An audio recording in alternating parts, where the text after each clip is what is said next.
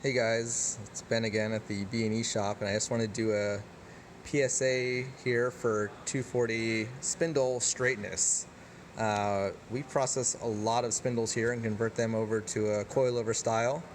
And one of the things that we see frequently that most 240 owners probably never realize or think about is whether your spindles are bent or not. And it's more common than you'd think it would be. And there's two main ways that it happens. There's one way where the middle of the tube here just gets bent.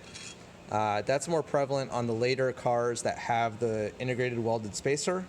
I think that might be something from like 88 or 89 to 93. The earlier cars with just the snap ring at the bottom.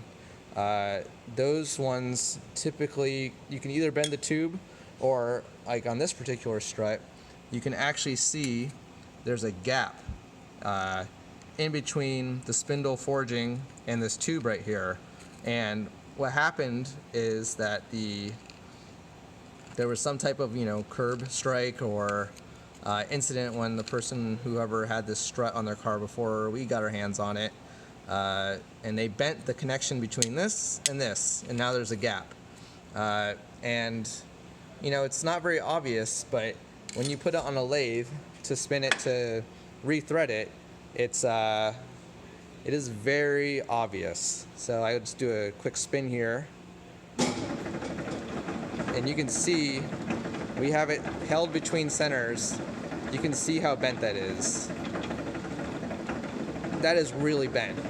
That is why you cannot fit a Bilstein into a strut housing. It's not the paint on the Bilstein, it's because your tube is bent. And this would not give you a consistent alignment between your left wheel and your right wheel. So if you have an inconsistency in your alignment, you might want to take a strong look at your spindles and the connection to the tubing, because that's a really common source for it.